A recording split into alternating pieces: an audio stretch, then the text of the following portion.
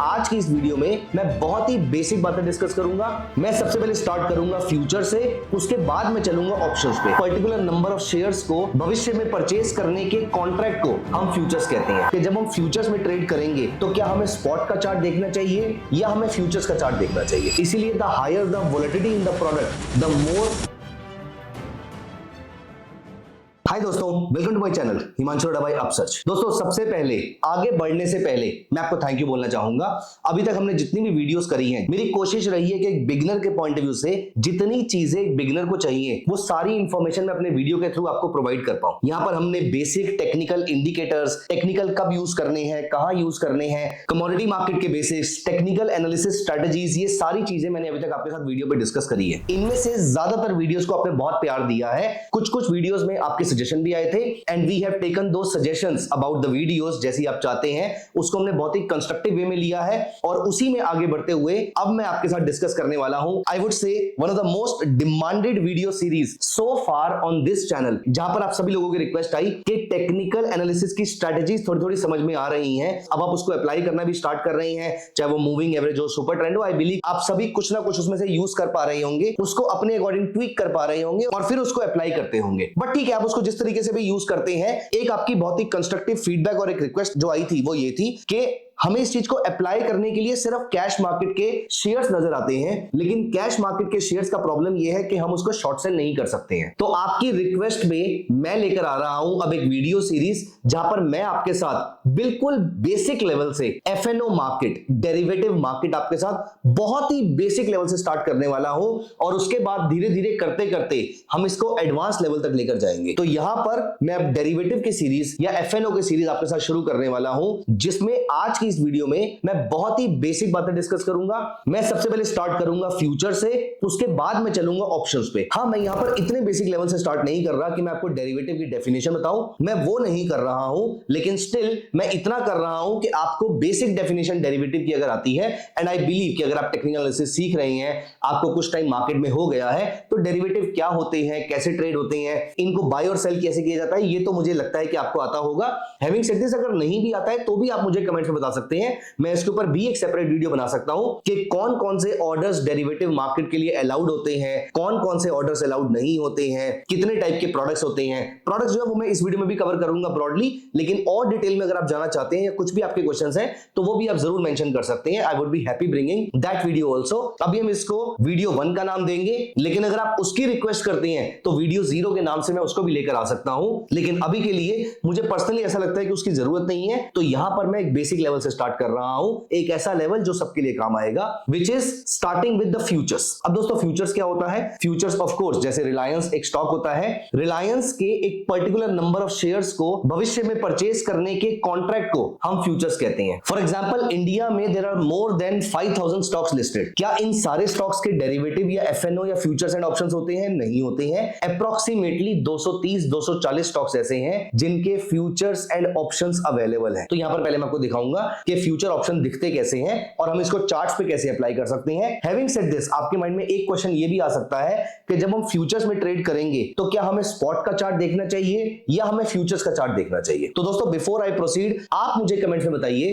कि अगर आपको फ्यूचर्स का ट्रेड लेना है तो आप इनमें से कौन सा चार्ट देखते हैं, फ्यूचर्स का या फिर ऑप्शंस का। मैं यहां पर 10 सेकंड का पॉज ले रहा हूं, तब तक आप अपने आंसर को लिखिए। मैं यहां पर चार्ट्स ओपन कर रहा हूं और फिर मैं आपको बताऊंगा कि मैं क्या करता हूं। So while you are writing your answer, यहां पर मैं ऊपर एनएसई की वेबसाइट पे सर्च पे गया और मैंने यहां पर टाइप किया रिलायंस इंडस्ट्रीज।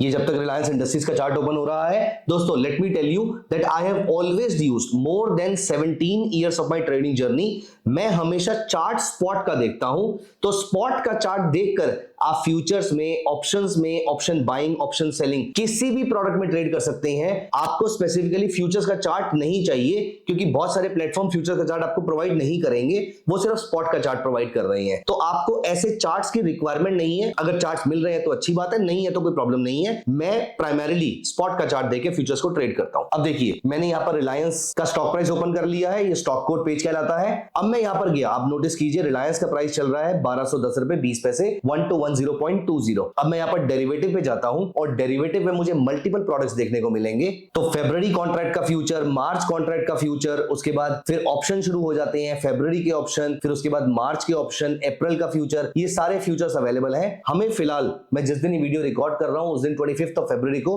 अभी 2 दिन एक्सपायरी को बचे हुए हैं, तो मैं स्टॉक फ्यूचर्स फरवरी वाला ही देख लेता हूं। तो यहां पर आप नोटिस कीजिए कि इसका जो प्राइस आपको यहां पर दिख रहा है, या फिर अगर मैं यहां पर एलटीपी की बात करूं, लास्ट ट्रेडेड प्राइस की बात करूं, तो ये प्राइस ज्यादा है या कम है एक बात का डिस्कशन है, लेकिन ये प्राइस स्पॉट प्राइस से तो अलग है ना। तो स्पॉट प्राइस और फ्यूचर्स प्राइस दो अलग अलग चीजें हैं। अगर आप कैश मार्केट में अभी बाय करना चाहते हैं तो स्पॉट मार्केट में ट्रेड करेंगे, लेकिन अगर आप एक कॉन्ट्रैक्ट में एंटर करना चाहते हैं और इस कॉन्ट्रैक्ट को आप लंबे पीरियड तक, एक्सपायरी तक होल्ड करना चाहते हैं, तो फिर आप फ्यूचर्स मार्केट में या फिर ऑप्शंस मार्केट में एंटर करेंगे। अब यहां पर भी दो मार्केट्स होती है जिसके बारे में हम ऑप्शंस मार्केट के बारे में बाद में बात करने वाले हैं। अभी हम सिर्फ फ्यूचर्स के बारे में बात करेंगे। तो आपके माइंड में क्वेश्चन आएगा कि सभी लोग फ्यूचर्स में क्यों नहीं एंटर कर जाते? अगर आप इसको मल्टीपल डेज तक कैरी फॉरवर्ड कर सकते हैं एंड ऑल्सो शॉर्ट सेलिंग भी कैरी फॉरवर्ड कर सकते हैं, तो सभी लोग फ्यूचर्स में क्यों नहीं एंटर करते? इसलिए नहीं करते हैं क्योंकि फ्यूचर्स जब भी ट्रेड होता है, एज यू कैन सी यहां पर आपको मार्केट लॉट दिख रहा है, तो रिलायंस के कॉन्ट्रैक्ट के लिए कम से कम आपको 500 शेयर में एंटर करना पड़ेगा। तो 500 इंटू 1200 अप्रोक्सीमेटली 6 लाख रुपए के आसपास का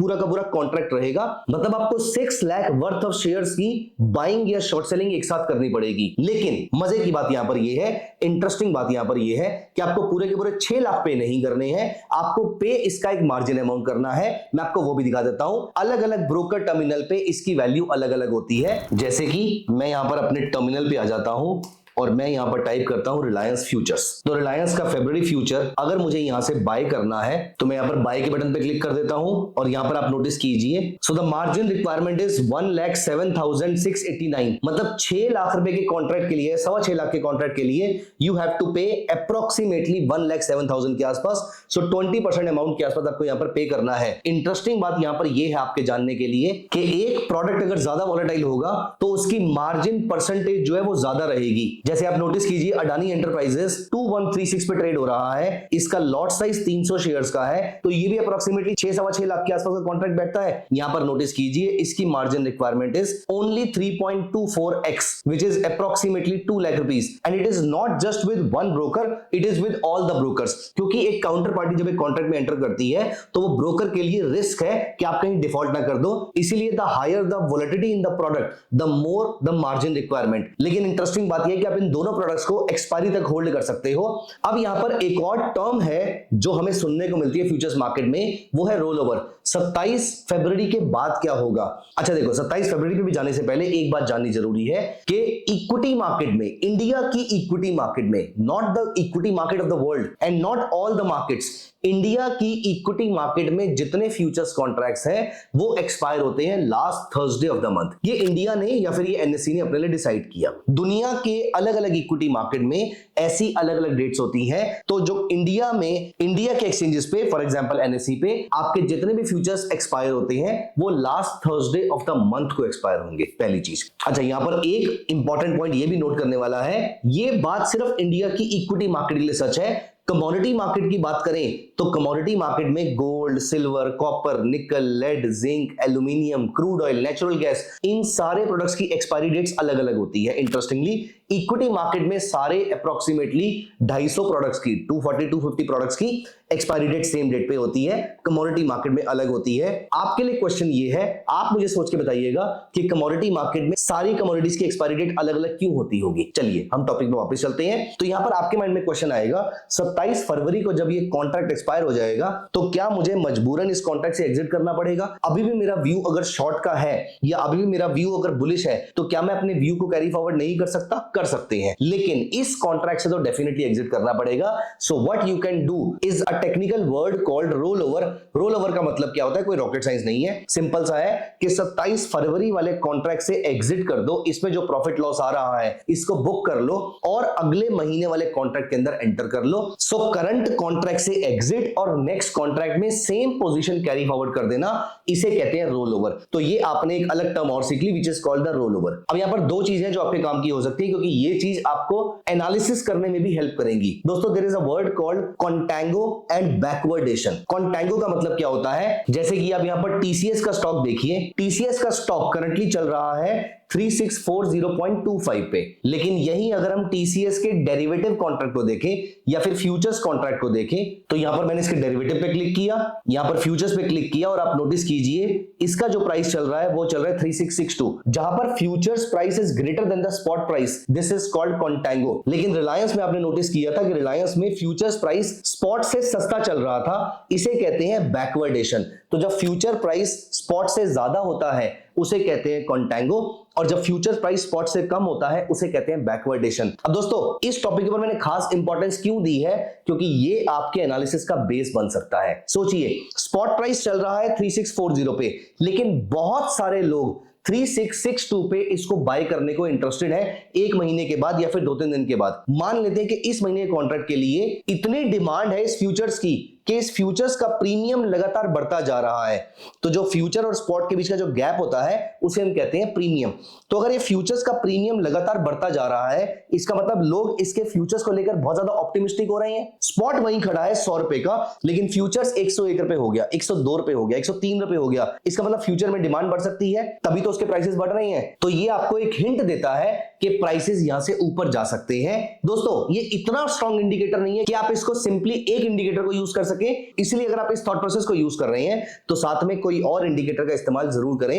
लेकिन मैंने आपको यह बताया है कि कॉन्टैंगो क्या होता है, बैकवर्डेशन क्या होता है, और कॉन्टैंगो और बैकवर्डेशन से आप किस तरीके से चुटकी में यह पता कर सकते हैं कि ब्रॉडर मार्केट सिनेरियो कैसा है या ब्रॉडर मार्केट सेंटीमेंट कैसा है। बैकवर्डेशन अगर किसी स्टॉक में लगातार बढ़ता जा रहा है, मतलब लोग फ्यूचर्स को बेचते जा रहे हैं। अब सोचिए अगर इस कंपनी का क्वार्टरली रिजल्ट आने वाला है, स्पॉट वहीं खड़ा है, लेकिन फ्यूचर्स लगातार नीचे आना शुरू हो जाता है, इसका मतलब क्या हो सकता है, इसकी इंप्लीकेशन क्या हो सकती है, आप मुझे कमेंट्स में जरूर बताइएगा। मैं आपके कमेंट्स का इंतजार करूंगा, मैं आपके आंसर्स का इंतजार करूंगा। तो दोस्तों ऐसी डेरिवेटिव मार्केट की बहुत ही ब्यूटीफुल स्ट्रेटजीज मैंने आपके साथ डिटेल में डिस्कस करी है अपने इस कोर्स में, जहां पर मैं ऑप्शन सेलिंग करके रेगुलर इनकम कैसे कमा सकते हैं ये मैंने पूरा डिटेल में डिस्कस किया है। और मैंने कई सालों की कुछ स्टॉक्स में बैक टेस्टिंग आपको करके दिखाई है, जिसके थ्रू आपको कॉन्फिडेंस मिलेगा कि आप किस तरीके से इस स्ट्रेटजी का इस्तेमाल करके अपने लिए इनकम जनरेट करने की कोशिश कर सकते हैं। Of course not a recommendation to buy और सेल समथिंग। आप किस तरीके से इस स्ट्रेटजी को यूज करके आप अपने लिए स्टॉक मार्केट को regular source of trading, regular source of income बना सकते हैं, ये सारी स्ट्रेटजीज मैंने आपके साथ upsurge.club के कोर्स में डिस्कस करी है, जिसका लिंक नीचे डिस्क्रिप्शन में दिया हुआ है, जाके उसको जरूर चेक कीजिएगा और मुझे मेरे क्वेश्चन का आंसर जरूर कीजिएगा कमेंट सेक्शन के अंदर। आइए वहां पर बातें करना स्टार्ट करते हैं। Thank you so much guys, bye bye, take care of yourself.